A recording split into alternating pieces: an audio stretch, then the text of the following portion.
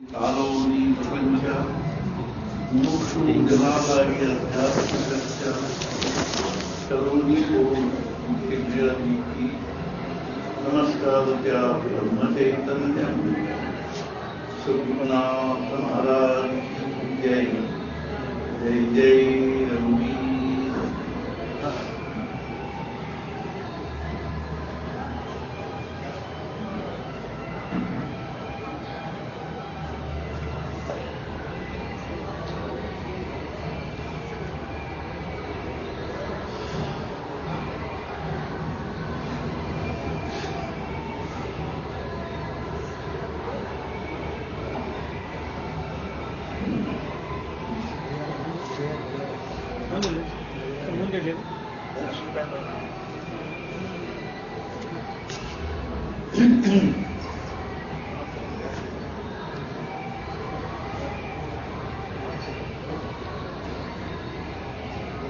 ಈ ಪ್ರಪಂಚದಲ್ಲಿ ನಾವು ಅನೇಕ ಪ್ರಕಾರವಾಗಿರ್ತಕ್ಕಂಥ ಜೀವರಾಶಿಗಳನ್ನು ನೋಡ್ತೀವಿ.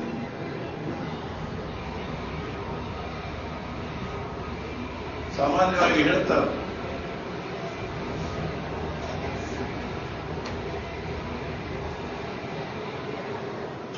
ಮತ್ತು ನಮ್ಮ ಶಾಸ್ತ್ರದಲ್ಲಿಯೂ ಸಹಿತ ವನಸ್ಪತಿಗಳಿಗೆ ಪ್ರಾಣದ ಅಂತ ತಿಳ್ಕೊಂಡು ಅವರಿಗೆ ವೈಜ್ಞಾನಿಕವಾಗಿ ಹೇಳಿದವರು ಇದ್ದಾರೆ. ಆದರೆ ವನಸ್ಪತಿಗಳಿಗೆ ಪ್ರಾಣದ ಅನ್ನುವಂಥದ್ದನ್ನ ನಮ್ಮ ಬಹಳ ಅಂದ್ರೆ ಸಾವಿರಾರು ವರ್ಷಗಳ ಹಿಂದಲೇ ನಮ್ಮ ಋಷಿ ಮುನಿಗಳಿಗೆ ಅದು ಕಲ್ಪನಾ ಇತ್ತಲ್ಲ, ಅದು ಅವರಿಗೆ ಪ್ರತ್ಯಕ್ಷ ಅನುಭವದಲ್ಲಿ. ಅದಕ್ಕಾಗಿಯೇ ಅವ್ರು ಏನ್ ಮಾಡಿದ್ರು ಅಂದ್ರೆ ಆ ವನಸ್ಪತಿಗಳನ್ನು ಹಿಡ್ಕೊಂಡನೇ ಜೀವರಾಶಿ ಗಣನ ಮಾಡಿದ್ರು. ಅವುಗಳಲ್ಲಿ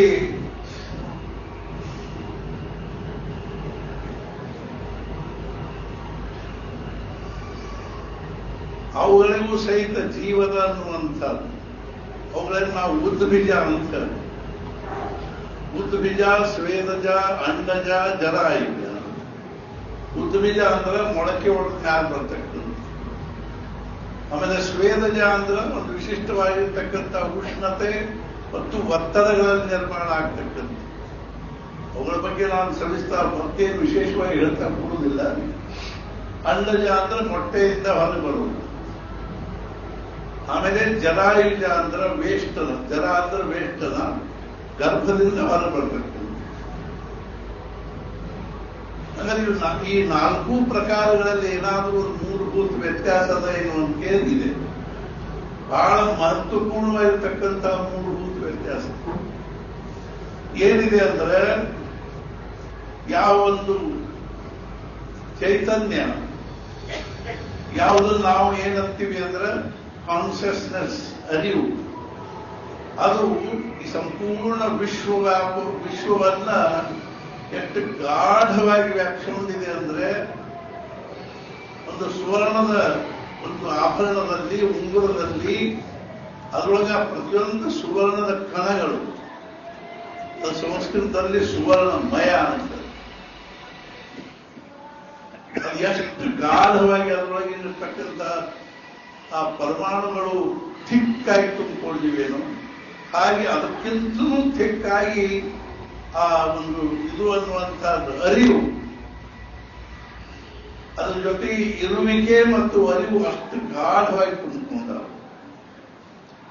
ಆದ್ರೆ ಅವು ವ್ಯಕ್ತಿ ಅದರೊಳಗೆ ಆಗ್ತವೆ ಅಂದ್ರೆ ಈ ನಾಲ್ಕು ಪ್ರಕಾರದ ಒಂದು ಜೀವರಾಶಿಗಳಲ್ಲಿ ವ್ಯಕ್ತ ಆಗ್ತವೆ.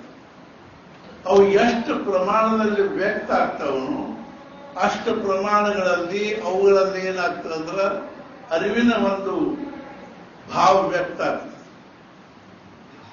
ವನಸ್ಪತಿಗಳಿಗೂ ಪ್ರಾಣದ, ವನಸ್ಪತಿಗಳಿಗೂ ಅರಿವದ, ಮನಸ್ಸದೆ.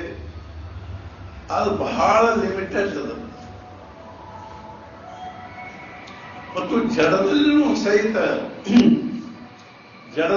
ಸಹಿತ ಅರಿವಿನ ಒಂದು ಅವಸ್ಥಾ ಸ್ವರೂಪದಲ್ಲಿ ಅದು ಸೂಕ್ತವಾಗಿದೆ.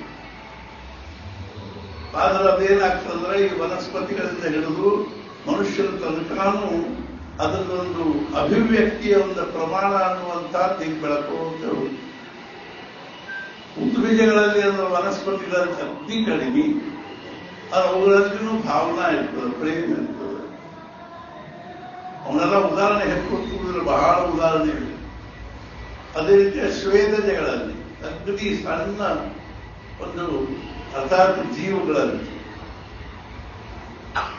ಈ ಉದಾಹರಣೆ ಹೇಳಬೇಕು ಅಂದ್ರೆ ನಮ್ಮ ಮನೆಯಾಗ ಚಿಕ್ಕಾಡು ಇರ್ತಾವೆ, ಅದಾಗಿ ಹೇನ್ ಇರ್ತಾವೆ, ಸೊಳ್ಳೆ ಇರ್ತಾವೆ, ಸೊಳ್ಳಿಕ್ಕಿಂತ ನೊರದಿರ್ತಾವೆ, ಅದಕ್ಕಿಂತಲೂ ಸಣ್ಣ ಇದನ್ನು ಇರ್ತಾವೆ, ಜಂತು ಜೀವಗಳು ಇರ್ತಾವೆ.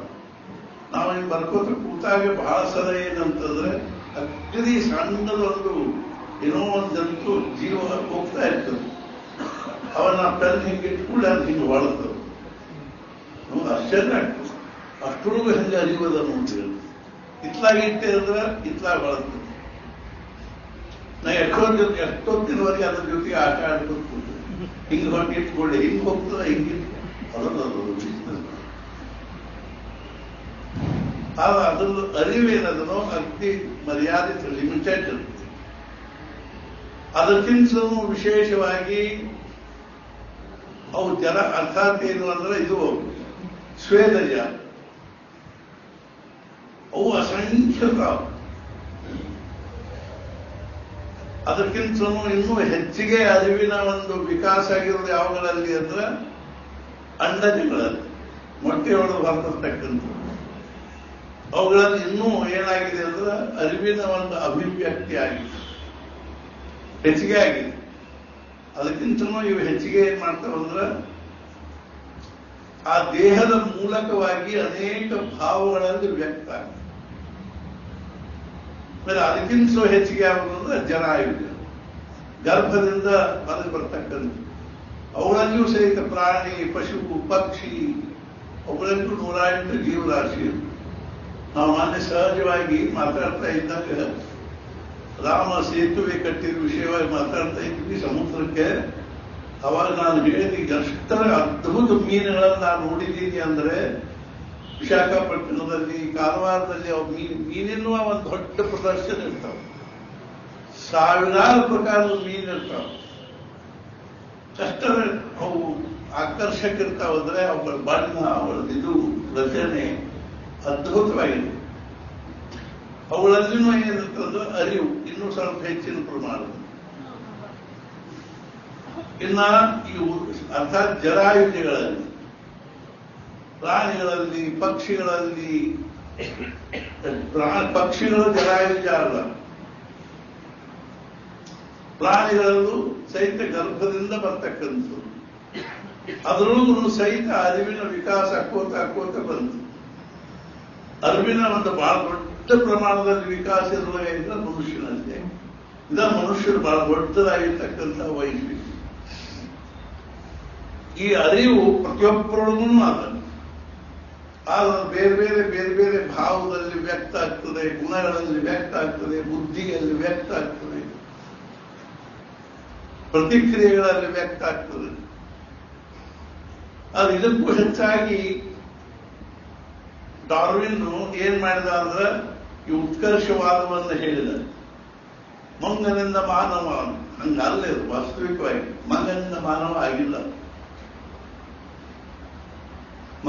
ಮಂಗಂದನೇ ಏನಾಯ್ತು, ಅವಯವಗಳು ಬಹಳ ಹಿಂಗ್ ಸಣ್ಣ ಹಾಕೋತ ಬಂದು ಈ ಕಿವಿ ಮಂಗ್ಯಾದ ಕಿವಿ ಹಿಂಗ್ ಬ್ಯಾರೆ ನಮೂನಿತ್ತು, ಸಣ್ಣ ಹಿಂಗ್ ಹಾಕೋತ ಬಂದ್ರು, ಮೂ ಹಿಂಗಾತು, ಅಂಗೈ ಹಿಂಗಾತು, ಬಟ್ ಹಿಂಗಾತು ಅಂತ ಅವ್ರು ಹೇಳ್ತಾರೆ. ಆದ್ರೆ ವಾಸ್ತವಿಕವಾಗಿ ಮಂಗನಿಂದ ಮಾನವ ಆಗಿಲ್ಲ. ಒಂದ್ ವೇಳೆ ಮಂಗನ ನಿಧಾನವಾಗಿ ಅಂದ್ರೆ ಲಕ್ಷಗಟ್ಟಲೆ ವರ್ಷದಿಂದ ಅಥವಾ ಸಾವಿರಾರು ಗಟ್ಟಲೆ ವರ್ಷದಿಂದ ಮನುಷ್ಯ ಆಕಾರದಲ್ಲಿ ಬಂದಿದ್ರೆ ಮತ್ತೆ ಇಲ್ಲಿಗೆ ಯಾಕೆ ನಿಂತದ್ದು, ಇನ್ನು ಮುಂದೆ ಮಾನವನು ಹಂಗೆ ಬೆಳ್ಕೊತ ಹೋಗ್ಬೇಕಾಗ್ತದೆ. ಮತ್ತೆ ಕಿವಿ ಅಂತವಾಗಬೇಕು, ಮೂಗು ಅಂತವಾಗಬೇಕು, ಎಲ್ಲ ರಚನಾ ಬೆಳ್ಕೊತ ಹೋಗಿಲ್ಲ. ಮುಂದೆ ಇನ್ನೊಂದು 10,000 ವರ್ಷಕ್ಕೆ ಬಟ್ 6 ಆಗ್ತವೇನ್ರಿ, ಕಿವಿ 4 ಆಗ್ತವೇನ್ರಿ ಅಂತ ಕೇಳಿದ್ರೆ ಹಂಗಾಗಿಲ್ಲ. ದೇಹದ ವಿಕಾಸ ಇಲ್ಲಿ ಮುಗಿದ. ಮನುಷ್ಯ ಜನ್ಮದ ಬಹಳ ದೊಡ್ಡ ವೈಶಿಷ್ಟ್ಯ. ಕಣ್ಣು, ಕಿವಿ, ಮೂಗು, ನಾಲಿಗೆ, ತ್ವಚ ಅನ್ನುವಂಥ ಇಂದ್ರಿಯಗಳು, ಸ್ಪರ್ಶೇಂದ್ರಿಯಗಳು, ಕರ್ಮೇಂದ್ರಿಯಗಳು, ಈಗೇನು ದೇಹದ ರಚನಾ ನಿರ್ಮಾಣ ಆಗಿದನೋ ಇದನ್ನ ಭಗವಂತ ತಾನಾಗಿನೇ ಒಂದು ಭಾವದಲ್ಲಿ ಇದನ್ನು ನಿರ್ಮಾಣ ಮಾಡಿದನು. ಇನ್ನು ಮುಂದೆ ಏನಿಲ್ಲ ಅಂದ್ರೆ ದೇಹದ ವಿಕಾಸ ಇಲ್ಲ. ಅದೇನಾಗ್ಬೋದು ಅಂದ್ರೆ ಒಬ್ರು ಮೂಗು ಚಂದ ಇರ್ಬೋದು, ಒಬ್ರು ಮೂಗು ಹೆಂಗಾದ್ರೂ ಇರ್ಬೋದು, ಒಬ್ರು ಬಣ್ಣ ಹಿಂಗಿರ್ಬೋದು, ಒಬ್ರು ಬಣ್ಣ ಹಂಗಿರ್ಬೋದು. ಆದ್ರೆ ಕಣ್ಣು 3 ಆಗ್ತವೆ, ಕಿವಿ 4 ಆಗ್ತವೆ, ಮೂಗು ದೊಡ್ಡದಾಗ್ತದೆ, 3 ಹೊಳ್ಳೆ ಆಗ್ತವೆ. ಯಾವುದೂ ಇದು ವಿಕಾಸ ಇಲ್ಲ. ಮತ್ತು ಮನುಷ್ಯನಲ್ಲಿ ಉತ್ಕರ್ಷ ವಿಕಾಸ ಎದರಿಂದ ಆಗಬೇಕ್ರಿ? ಅರಿವಿನ ವಿಕಾಸ. ಇದೇ ಮನುಷ್ಯ ಜನ್ಮದ ಬಹಳ ದೊಡ್ಡ ಸಾರ್ಥಕತೆ. ನಾವು ಈ ಜನ್ಮದಲ್ಲಿ ಆ ಅರಿವಿನ ಪರಾಕಾಷ್ಠೆಯನ್ನು ಹೊಂದದೇ ಇದ್ರೆ ಈ ನಾವು ದೇಹವನ್ನು ಪಡ್ಕೊಂಡು ಬಂದದ್ದು ವ್ಯಾಪ್ತಿ. ಇದರ ಅರಿವಿನ ಪರಾಕಾಷ್ಠೆಯಲ್ಲಿ ಯಾರಿರ್ತಾರಂದ್ರೆ ಸತ್ಪುರುಷ. ಆತ್ಮಜ್ಞಾನಿಗಳು ಅರಿವಿನ ಪರಾಕಾಷ್ಠೆಯಲ್ಲಿ ಅವರೊಳಗೆ ಆತ್ಮಭಾವ ಅನ್ನೋದು ಪರಿಪೂರ್ಣವಾಗಿ ಅಭಿವ್ಯಕ್ತ ಆಗಿದೆ. ನಮ್ಮೊಳಗೆ ಸಹಿತ ಆತ್ಮಭಾವ ಇಲ್ಲದನು ಬಹಳಷ್ಟು ಪ್ರಮಾಣದಲ್ಲಿ ವಿಕಸಿತ ಆಗದೆ ಕುಂಠಿತವಾಗಿರ್ತಕ್ಕಂಥ ಅವ್ರದ್ದೇನದನ್ನು ಸಂಪೂರ್ಣವಾಗಿ ವಿಕಸಿತವಾಗಿರೋದು ನಮಗಿರೋದ್ರಿಂದ ಅವರಿಗೆ ದೇಹ ಭಾವಕ್ಕಿಂತಲೂ ಆತ್ಮಭಾವನೆ ಅವರ ವ್ಯಕ್ತಿತ್ವದ ನಿಜವಾಗಿರ್ತಕ್ಕಂಥ ಸ್ವರೂಪ. ಇದು ಮನುಷ್ಯನಲ್ಲಿ ಏನಿದೆ ಅಂದ್ರೆ ಮತ್ತು ಈ ಪೂರ್ವಜನ್ಮ ಪುನರ್ಜನ್ಮ ಇತ್ಯಾದಿಗಳು ನಿಜವಾಗಿಯೂ ಇವು ಸತ್ಯ ಸತ್ಯ ಸತ್ಯ. ಇವು ಯಾಕೆ ಹಿಂಗ ಅಂತ ಕೇಳಿದ್ರೆ ಒಂದೊಂದು ಜನ್ಮದಲ್ಲಿ ನಾವು ಅರಿವಿನ ವಿಕಾಸವನ್ನು ಮಾಡ್ಕೊತ ಹೋಗ್ಬೇಕು ಅನ್ನುವಂಥ ದೃಷ್ಟಿಯಿಂದ ಈ ಪೂರ್ವಜನ್ಮ ಪುನರ್ಜನ್ಮ ಇದರ ಲಿಂಕ್ ಏನು ತಪ್ಪಂಗಿಲ್ಲ. ನಡಕಿಂದು ಪೂರ್ವಜನ್ಮಕ್ಕೂ ಈ ಜನ್ಮಕ್ಕೂ ಲಿಂಕ್ ತಪ್ಪಂಗಿಲ್ಲ. ನಾನು ನಿನ್ನೆ ಇವ್ರ ಜೊತೆ ಮಾತಾಡ್ಕೊತ ಹೇಳಿದ ಮುಂಜಾನೆ ಭಗವಂತ ಏನ್ ಮಾಡ್ತಾನೆ ಅಂದ್ರೆ ನಮ್ಮಲ್ಲಿ ಒಂದು ಸೂಕ್ಷ್ಮ ದೇಹ ಅಂತ ಅದರೊಳಗೆ ಬಹಳಷ್ಟು ಸೂಕ್ಷ್ಮ ತತ್ವಗಳು ಅವು ಏನೇನವ ಅಂದ್ರೆ ಪಂಚ ಜ್ಞಾನೇಂದ್ರಿಯ ತನ್ಮಾತ್ರ, ಪಂಚ ಕರ್ಮೇಂದ್ರಿಯ ತನ್ಮಾತ್ರ, ಪಂಚ ಪ್ರಾಣ ತನ್ಮಾತ್ರ, ಪಂಚ ಮಹಾಭೂತ ತನ್ಮಾತ್ರ ಅಂದ್ರೆ ಸೂಕ್ಷ್ಮ ಅಂಶ, ಪಂಚ ಮಹಾಭೂತ ತನ್ಮಾತ್ರ ಅಂತಃಕರಣ ಚತುಷ್ಟಯ ಮತ್ತು ಜೀವ. ಇಷ್ಟು ತತ್ವ ಕೂಡಿದ್ದಕ್ಕೂ ನಾವು ಸೂಕ್ಷ್ಮ ದೇಹ ಅಂತ ಹೇಳ್ತೀವಿ. ಎಷ್ಟದು ಪಂಚ ಮಹಾಭೂತಗಳು, ಪಂಚ ಜ್ಞಾನೇಂದ್ರಿಯಗಳು, ಪಂಚ ಕರ್ಮೇಂದ್ರಿಯಗಳು ಅಂದ್ರೆ 15 ಆದವು. ಪಂಚ ಪ್ರಾಣಗಳು 25, ಅಂತಃಕರಣ ಚತುಷ್ಟಯ 24, ಜೀವ 25 ತತ್ವಗಳು. ಈ ದೇಹನ ಒಂದು ಬ್ಯಾರೆ ಅದ, ಆ 25 ತತ್ವ ಬ್ಯಾರೆ. ನಮ್ಮ ಒಂದು ಜನ್ಮದಿಂದ ಇನ್ನೊಂದು ಜನ್ಮಕ್ಕೆ ಹೋಗ್ಬೋದು ಭಗವಂತ ಏನ್ ಮಾಡ್ತಾರ, ಈ ದೇಹ ಏನಾದ್ರು ಪಂಚ ಮಹಾಭೂತಗಳನ್ನಾಗಿರ್ತದೆ, ಅದನ್ನ ಇಲ್ಲಿ ಛೇರಿ ಬಿಡ್ತಾರೆ. ಅಂದ್ರೆ ಅದು ಬಿದ್ದು ಹೋಗಿ ಸುಟ್ಟು ಹೋಗ್ಬಿಡ್ತದೆ ಅಥವಾ ಮಣ್ಣಲ್ಲಿ ಇದು ಆಗಿ ಹೋಗ್ಬಿಡ್ತದೆ. ಆದ್ರೆ ಭಗವಂತ ಏನ್ ಮಾಡ್ತಾನಂದ್ರೆ ಮತ್ತೊಂದು ದೇಹವನ್ನ ಕೊಡೋದಕ್ಕಾಗಿ ಕೊಟ್ಟು ಇದ್ರೊಳಗಿನ ಸಿಮ್ ತಗೊಂಡು ಹೋಗಿ ಅದ್ರ ಹಾಕ್ತಾರೆ. ಈ ಮೊಬೈಲ್ನಿಂದ ಸಿಮ್ ತಗೊಂಡು ಹೋಗಿ ಈ ಜೀವ ಇನ್ನೊಂದು ಯಾವ ಜನ್ಮಕ್ಕೆ ಹೋಗ್ಬೇಕಲ್ಲ ಅಲ್ಲಿ ಆ ಸಿಮ್ ಹಾಕಿದ ಕೂಡಲೇ ಇಲ್ಲಿ ಹೆಂಗಾರು ತನ್ನ ಒಂದು ಇದನ್ನೇ ಪ್ರತಿಕ್ರಿಯೆ ಮಾಡ್ಕೋತ ಬಂತು. ಅದು ಮುಂದೆ ಅದರ ಪ್ರತಿಕ್ರಿಯೆ ಮುಂದುವರಿತು. ಈಗ ಎಷ್ಟೋ ಮಂದಿ ನೋಡ್ತೀವಿ ನಾವು, ಆದ್ರೆ ಮಾತಾಡಿದಂಗ ಮೊಮ್ಮಕ್ಕಳು ಬೇಡ, ಹುಟ್ಟಿದ ಕೂಸು ಮಾತಾಡ್ತದೆ, ಹಂಗ ಕೂಡ್ತದೆ, ಹಂಗೆ. ನಮ್ಮ ಪವನ್ ಸಣ್ಣಾಗಿದ್ದಾಗ, ಗೋಡಿಕಿಂಡಿ ಪವನ ಸಣ್ಣಾಗಿದ್ದಾಗ ಅವ್ರ ರಾಜ್ಯರಂಗ ಕೂಡ್ತಿದ್ದ, ಕಾಲ ಮೇಲೆ ಕಾಲ ಹಾಕೊಂಡು. ನಾವು ಅವ್ ಏನ್ ದತ್ತಂಬಟ್ರೆ ಬಂದ ತಿರುಗಿ ಅಂತ. ಈಗ ಅವನ ಮಗನ ಅವನ್ ಕೂತಂಗ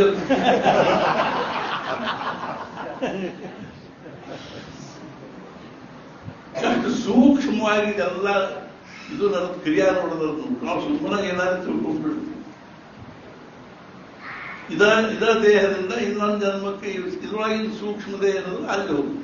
ಈ ಸಿಮ್ ತೆಗೆದು ಆ ಸಿಮ್, ಇದು ಮೊಬೈಲ್ ಎಲ್ಲ ಕೆಟ್ಟ ಬಿಟ್ಟಿರ್ತದೆ, ಇದರದೇನದ ಕ್ರಿಯಾ ಅನ್ನೋದು ಕೆಟ್ಟ ಹೋಗಿರ್ತದೆ. ಅವ ಭಗವಂತ ಅಂತ ಈ ಮೊಬೈಲ್ ಉಪಯೋಗ ಆಗುವುದಿಲ್ಲ, ಇದನ್ನು ಬಿಟ್ಟು ಬಿಡು. ವಾಸಾಂಸಿ ದೀರ್ಣ ಅದು ಯಥಾ ವಿಹಾರ. ನವಾನಿ ಗೃಹ್ಣಾತಿ ನರೋಪರಾಣಿ ತಥಾ ಶರೀರಾಣಿ ವಿಹಾಯ ಜೀರ್ಣಾನಿ ಅನ್ಯಾನಿ ಸಂಯಾತಿ ನವಾನಿ ದೇಹಿ. ಬಟ್ಟೆ ಹರಿದ ಕೂಡಲೇ ನಾವು ತೆಗೆದು ಒಗಿತೀವಿ, ಹೊಸ ಬಟ್ಟೆ ಹಾಕ್ತೀವಿ. ನಮ್ಗೆ ಹೊಸ ಬಟ್ಟೆ ಹಾಕೊಳ್ಳುವ ಆನಂದ ಆಗ್ತದನೋ, ಆ ಹರಕ ಬಟ್ಟೆ ತೆಗೆದು ಒಗೆಯೋ ದುಃಖ ಆಗ್ತದನು? ಹರಕ ಬಟ್ಟೆ ತೆಗೆದು ಒಯ್ಯಲಿಕ್ಕೆ ದುಃಖ ಆಗ್ತದೆ. ಹೊಸ ಬಟ್ಟೆ ಹಾಕೊಳ್ಳಿಕ್ಕೆ ನಮ್ಗೆ ಆನಂದ ಆಗ್ತದೆ. ಹೆಂಗೋ ಹಂಗ ಈ ಹರಕ ದೇಹವನ್ನು ತೆಗೆದು ಒಯ್ಯಲಿಕ್ಕೆ ದುಃಖ ಆಗಬಾರ್ದು. ಹೊಸ ದೇಹವನ್ನು ಧಾರಣ ಮಾಡುವುದು ಸ್ವಾಭಾವಿಕವಾಗಿ ಅದು ಸಂತೋಷದ ವಿಷಯ. ಆದ್ರೆ ಹರಕ ದೇಹವನ್ನ ಬಟ್ಟೆ ಅಂಗಿ ಏನದ ನಾವು ತೆಗೆದು ಒಯ್ಯುವುದು ಒಂದು ದೊಡ್ಡ ನಮ್ಮ ಜೀವನದೊಳಗಿಂತ ದುಃಖಮಯವಾಗಿರ್ತಕ್ಕಂಥ ಒಂದು ಪರಿಸ್ಥಿತಿ ಅಂತ ಹಂಗಿಲ್ಲ. ಹಾಗಾದ್ರೆ ಈ ರೀತಿಯಾಗಿ ಒಂದು ವಿಕಾಸ ಆಗ್ತದನು, ಒಂದು ಆತ್ಮನ ಒಂದು ವಿಕಾಸ ಏನದನು ಅದು ಪರಾಕಾಷ್ಠದ ಬೆಳೆದಾಗ ಮನುಷ್ಯ ಜನ್ಮದ ಶ್ರೇಷ್ಠತೆ, ಮಹತ್ವ ಮತ್ತು ವೈಶಿಷ್ಟ್ಯ ಅನ್ನೋದು ವ್ಯಕ್ತ ಆಗ್ತದೆ. ಅದಕ್ಕಾಗಿ ಏನ್ ಮಾಡ್ತಾರೆ ಅಂದ್ರೆ ಈ ದೇಹಕ್ಕೆ ವಿಶೇಷವಾಗಿರ್ತಕ್ಕಂಥ ಒಂದು ಸಂಸ್ಕಾರ ಕೊಡ್ತಾರೆ. ಆ ಸಂಸ್ಕಾರಗಳನ್ನು ಕೊಟ್ಕೋತ ಹೋದ್ರು ಅಂದ್ರೆ ಈ ದೇಹದೊಳಗೆ ಏನು ಅದಕ್ಕೆ ವಿಕಾಸ ದೃಷ್ಟಿಯಿಂದ ಏನು ಅವಶ್ಯಕತೆ ಅದನ್ನು ಅದು ಒದಗಿಸ್ಕೊತ ಹೋಗ್ತದೆ. ಈ ರಾಮದೇವ್ರ ಮೂರ್ತಿ ತಂದಿರ್ತೀವಿ ಅಂದ್ರೆ ಅದಕ್ಕೆ ನಾವು ರಾಮದೇವರು ಅನ್ನೋದಿಲ್ಲ, ಅವರು ಒಂದು ಸಂಸ್ಕಾರ ಮಾಡ್ತಾರೆ. ಪ್ರತಿಷ್ಠಾಪನಾ ಸಂಸ್ಕಾರ ಮಾಡಿದ್ರು ಅಂದ್ರೆ ಓ ರಾಮದೇವರು, ಅದಕ್ಕೆ ದೇವತಾ ಭಾವ ಬಂದ್ಬಿಡ್ತದೆ. ಅದರೊಂದು ವಿಶಿಷ್ಟವಾಗಿರ್ತಕ್ಕಂತಹ ಶಕ್ತಿ ಬರ್ತದೆ, ವಿಶಿಷ್ಟವಾಗಿರ್ತಕ್ಕಂಥ ಒಂದು ಜೀವಂತತನ ಬರ್ತದೆ, ಒಂದು ಚೈತನ್ಯ ಬರ್ತದೆ. ಟೈರ್ ಟ್ಯೂಬ್ ಹಂಗೆ ಇಟ್ಟಿದ್ವಿ ಅಂದ್ರೆ ಅದನ್ನ ಟ್ರಕ್ಕಿಗೆ ಜೋಡಿಸಿದ್ವಿ ಅಂದ್ರೆ ಟ್ರಕ್ಕಿಂದ ಇದನ್ನು ಬರ್ತದೆ ಅಂತೆ. ಅದರ ಹವಾ ತುಂಬಿದ್ವಿ ಅಂದ್ರೆ ಎಂತೆಂತ 20 ಟನ್ ಗಟ್ಟಲೆ ಸಾಮಾನು ಬರ್ತದೆ. ಆ ಹವಾ ತುಂಬುದ ಒಂದು ಸಂಸ್ಕಾರ.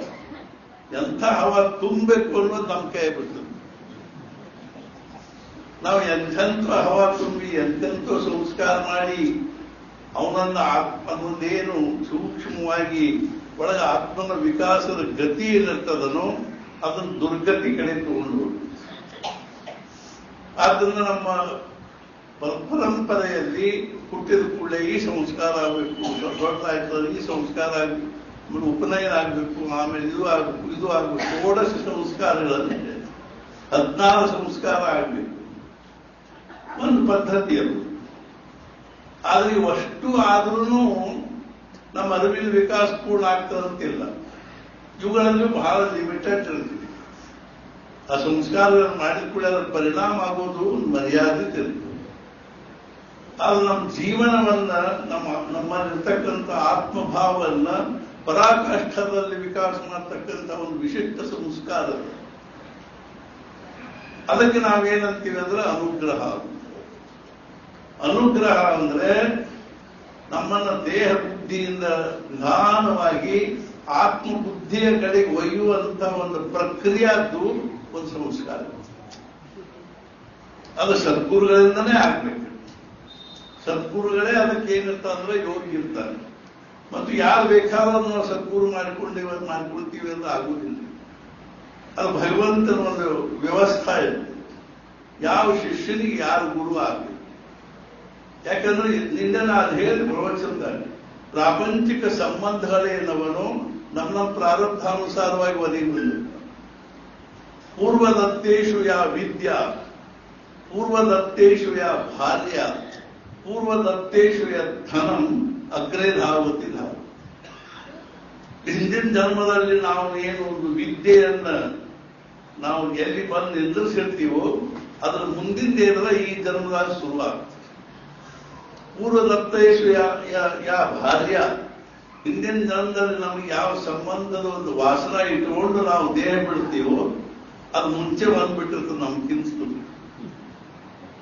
ಯಾವನೋ ಒಬ್ಬ ಹುಡುಗಿ ಯಾವನೋ ಒಬ್ಬ ಹುಡುಗಿನ ಮದುವೆ ಮಾಡ್ಕೋತಾರ ಶಕ್ತಿ ಇಲ್ರಿ. This world is great divine design. ನೀನು ವಿನೋದವಾಗಿ ಹೇಳಿದ್ವಿ. ಒಂದು ಊರಾಗ ಒಬ್ರು ನಮ್ಗೆ ಅತಿ ಆತ್ಮೀಯರು, ನಾವು ವಿನೋದವಾಗಿ ಅವ್ರು ಏನ್ ಅಂತಿದ್ವಿ ಅಂದ್ರೆ, ಎಲ್ಲಾರು ಮದುವೆಗೆ ಹೋಗಿದ್ವಿ ಅದು ಅಕ್ಕಿ ಕಾಳು ತಲೆ ಮೇಲೆ ಹಾಕೊಂಡು ಮದುವೆ ಆಗ್ತದ ಅಂತ. ಅವ್ರು ಬಿದ್ದ ಅಕ್ಕಿ ಕಾಳು ಆಮೇಲೆ ಅವ್ರ ಮಜಾ ಏನಾತಂದ್ರೆ ಒಂದು ಹುಡುಗಿನ ನೋಡಿದ್ರು. ಆಮೇಲೆ ಆ ಹುಡುಗಿ ಆಗ್ಬೇಕಾದ್ರೆ ಮತ್ತೊಂದು 40-48 ಹುಡುಗಿಯಾರು ನೋಡಿದ್ರು. ಕೊನೆ ಮತ್ತೆ ಹುಡುಗಿನ ಮದುವೆ ಆದ್ರು. ಮೂವತ್ತೇಶು ಯಾವ ಭಾಗ್ಯ. ಇನ್ನ ಜ್ಞಾನೇಶ್ವರಿಗೆ ಅದನ್ನ ಓದಿದ್ವಿ ನಾವು. ನಮ್ಮ ತಾಯಿ ಯಾರಾಗಬೇಕು ಅನ್ನೋದ್ರಿಂದ ತಂದೆ ಆಗ್ತಾರೆ ಅನ್ನೋದು ನಿಶ್ಚಿತ. ತಂದೆ ತಾಯಿ ಯಾರು ಅನ್ನೋದ್ರಿಂದ ಮಾಮ, ಕಾಕ, ಅಣ್ಣ, ತಮ್ಮ, ಅಕ್ಕ, ತಂಗಿ, ಅದಾದ್ಮೇಲೆ ಗಂಡ ಯಾರು, ಹೆಂಡತಿ ಯಾರು. ಇನ್ನೊಬ್ರು ಯಾರೋ ಕೇಳಿದ್ರೆ ಏನ್ರಿ ಮದುವೆ ಆಗಿ 10 ವರ್ಷ ಆಯ್ತು, 14 ವರ್ಷ ಆಯ್ತು, ಇನ್ನು ಮಕ್ಕಳಾಗಿಲ್ಲ. ನಾ ಹೇಳಿದೆ ಅವ್ರಿಗೆ, ಇದನ್ನ ನಾವು ತಿಳ್ಕೋಬೇಕು ಸರಿಯಾಗಿ. ಮಕ್ಕಳಾಗಲಿಲ್ಲ ಅಂದ್ರೆ ಯಾಕೆ ಹಿಂಗಾಗಿದೆ? ಸುಮ್ಮನೆ ಬರಗಳ ಜಾತಕ ಹಿಡ್ಕೊಂಡು ಎಲ್ಲೆಲ್ಲಿ ಹೋಗಿ ಅದನ್ನ ಮಾಡಿ ಇದನ್ನ ಮಾಡಿ ಡಾಕ್ಟರ್ ಕಡೆಗೆ ಹೋಗಿ ಅದನ್ನ ಮಾಡ್ಕೊಂಡು ಇದನ್ನ ಮಾಡಿಕೊಂಡು ಇನ್ನೇನು ಆಗಿ ತ್ರಾಸ ಮಾಡ್ಕೊಳ್ತಾರೆ. ನಿಮ್ಮ ಹೊಟ್ಟಿಯಿಂದ ಹುಟ್ಟತಕ್ಕಂಥ ಯಾವ ಶಿಶು ಅದನ್ನು ನಿರ್ಮಾಣವಾಗಬೇಕಾಗಿರೋದು, ಅದ್ರೊಳಗೆ ಬರ್ತಕ್ಕಂಥ ಸಿಮ್ಮು ಇನ್ನೂ ಆ ದೇಹ ಬಿಟ್ಟಿಲ್ಲ. ಎದ್ರೊಳಗಿಂದ ಹಾಕಬೇಕಾಗಿರ್ತದೋ ಆ ಮನುಷ್ಯ ವ್ಯಕ್ತಿ ಜೀವಂತ ಇರ್ತಾನೆ ಅನ್ಬೇಕಾದ್ರೆ ಸಿಮ್ ಹ್ಯಾಂಗ್ ಬರ್ಬೇಕು? ಅವ ದೇಹ ಬಿಟ್ಟು ಬಳಕ ಸಿಮ್ ಬರ್ಬೇಕಿಲ್ಲ. ಆ ಭಗವಂತನ ಯೋಜನೆ ಇರ್ತದೆ. ಈ ದೇಹದೊಳಗಿಂದ ಸಿಮ್ ತೆಗೆದು ನಿಮ್ಮ ಗರ್ಭದೊಳಗೆ ಬರ್ಬೇಕಾಗಿರ್ತಕ್ಕಂಥ ಆ ಮಗುವಿನೊಳಗೆ ಹಾಕಬೇಕು ಅನ್ನೋದು ಭಗವಂತನ ವ್ಯವಸ್ಥೆ ಇದೆ. ನೀವು ನಡಕ್ಕೆ ಏನಾದ್ರು ಮಾಡಿ ಏನಾದ್ರು ಗುದ್ದಾಡಿ ಏನಾದ್ರು ಮಾಡಿಕೊಂಡ್ರೆ ಆ ಸಿಮ್ಮು ಕ್ಯಾನ್ಸರ್ ಆಗಿದೆ. ಏನ್ ಮಾಡ್ತೀರಿ ಮಾಡ್ತೀವಿ. ಅಲ್ಲಿ ಸುಮ್ಮನೆ ಹೇಳಿಕಂತೀವಿ, ನಾವು ವಿನೋದಕ್ಕೆ ಹೇಳಿ ಶಾಸ್ತ್ರಬದ್ಧವಾಗಿ ಹೇಳಿ ನೀವು ವೇಟ್ ಮಾಡಬೇಕು. ಯಾವ ಮನುಷ್ಯ ದೇಹದೊಳಗಿಂದ ಸಿಮ್ ಇದಕ್ಕೆ ಬರ್ಬೇಕಾಗಿ ಜೀವ ಸೂಕ್ಷ್ಮ ಶರೀರಕ್ಕೆ ಬರ್ಬೇಕಾಗಿದ್ರು ಅದನ್ನು ನಾವು ವೇಟ್ ಮಾಡಬೇಕಾಗ್ತದೆ. ನಮ್ಮಲ್ಲೇ ಬೃಂದಾವನ ಅವರು ಇದ್ರು. ಈಗ ಅವ್ರ ಮನೆಯವರಿದ್ದಾರೆ, ಅವ್ರ ಮಗಳಿದ್ದಾರೆ. 16 ವರ್ಷ ಆಗಿತ್ತು, ಮಕ್ಕಳಾಗಿದ್ದಿಲ್ಲ. ಇಲ್ಲಿ ಬಂದ್ರು, ಮಹಾರಾಜರು ಸೇವಾ ಮಾಡಿದ್ರು. ಮತ್ ಮಹಾರಾಜ ಸೇವಾ ನಾಮಸ್ಮರಣೆ ಯಾಕೆ ಮಾಡ್ಬೇಕ್ರಿ? ಆದರ್ಶ ಬರುದಿತ್ತು. ಅವ್ರ ಮಗು ಸಾಯಿಗೆ ಅಂತ ಅಲ್ಲ, ಅವ್ರ ಮಗು ಸತ್ತಾಗ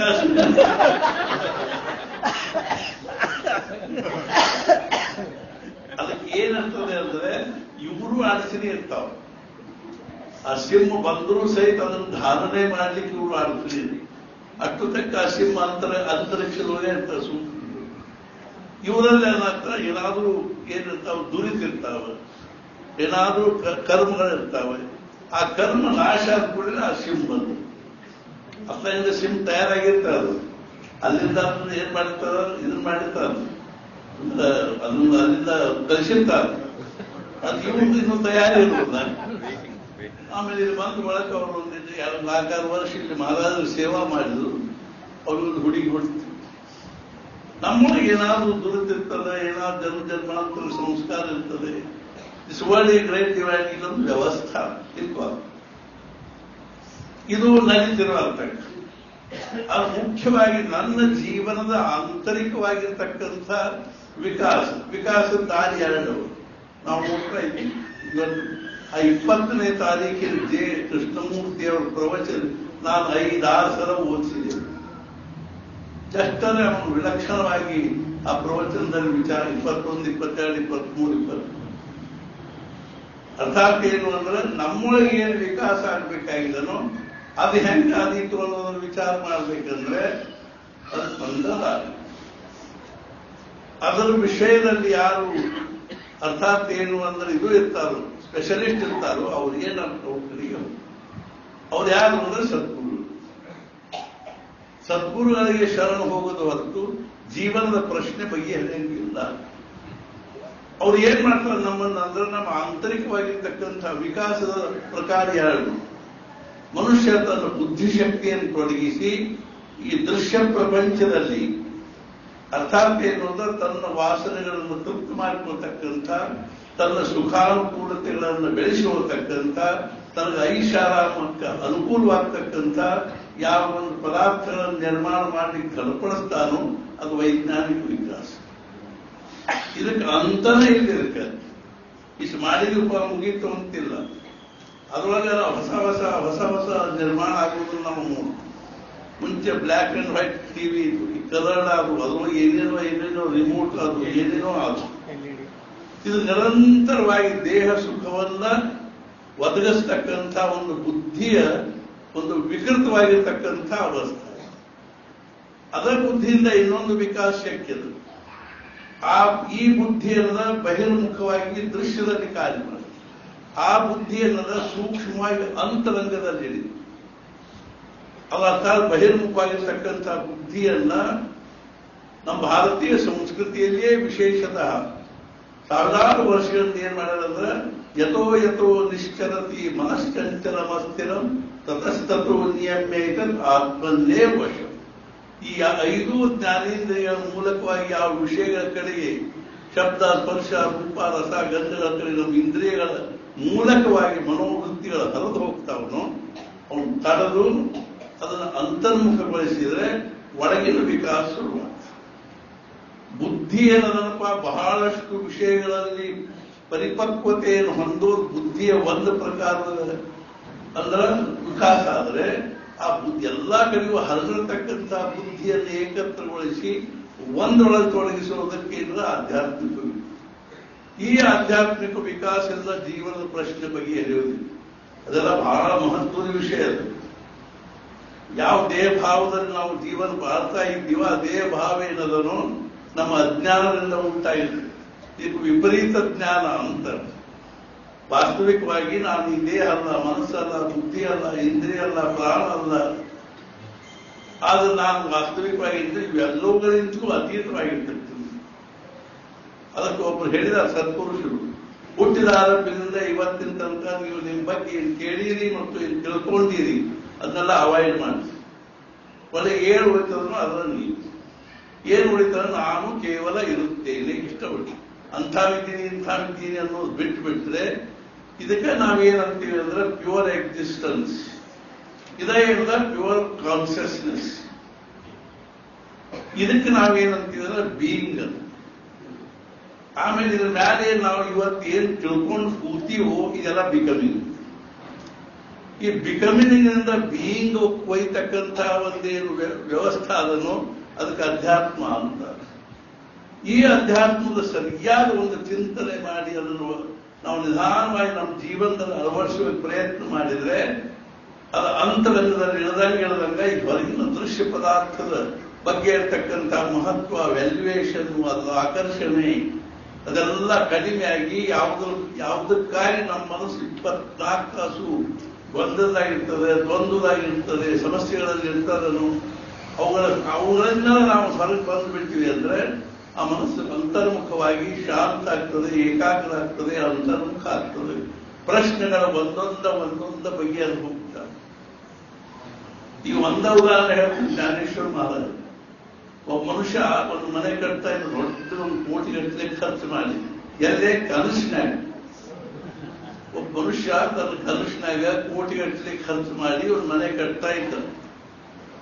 ಆ ಮನೆಯೆಲ್ಲ ಪೂರ್ಣ ಆತು, ಫಿನಿಶಿಂಗ್ ಆತು, ವಾಸ್ತು ಶಾಂತಿ ಮಾಡಿದ, 100 ಜನರು ಬಂದರು, ಊಟ ಮಾಡಿದ್ರು, ಹೋದ್ರು, ಯಾತ್ರ ಸುರಾತ್ಮಳ ಮನೆ ಎಲ್ಲ ಬಗೆಹರಿತು, ವ್ಯವಸ್ಥಿತ ಆತು. ಕೂಡಲೇ ಏನಂತೀವಿ ನಾವು ಜೀವನದಲ್ಲಿ ಮಾಡ್ತಕ್ಕಂಥ ಕರ್ಮದ ಪೂರ್ಣತೆ ಅಪೂರ್ಣತೆಯೊಳಗೂ ಹಿಂಗೆ ಏನೂ ಇಲ್ಲೇ ಇಲ್ಲ. ಜ್ಞಾನೇಶ್ವರ ಮಹಾರಾಜ ಒಂದು ಕರ್ಮವನ್ನು ಪ್ರಾರಂಭ ಮಾಡಿದ್ವಿ, ಅದು ಪೂರ್ಣ ಆತು, ಆದರೂ ಪೂರ್ಣ. ಯಾತ್ರಾದ್ರೂ ಪೂರ್ಣ ಆಗ್ತಿಲ್ಲ. ಅದು ಒಬ್ಬ ಒಂದು ದೊಡ್ಡ ಕೋಟಿಗಟ್ಟಲೆ ಮನೆ ಖರ್ಚು ಮಾಡಿ ಒಂದು ಮನೆ ಕಳಿಸಿರ್ತಾರೆ. ಇನ್ನೇನೋ ಒಂದು ಸೆಂಟ್ರಿಂಗ್ ಹೊಡಿಬೇಕು, ಎತ್ತರ ಆಗ್ಬಿಟ್ಟು ಏನು ಅದಷ್ಟು ಆಗ್ಬಿಟ್ಟು ಶುರು ಆಗ್ತಿದೆ.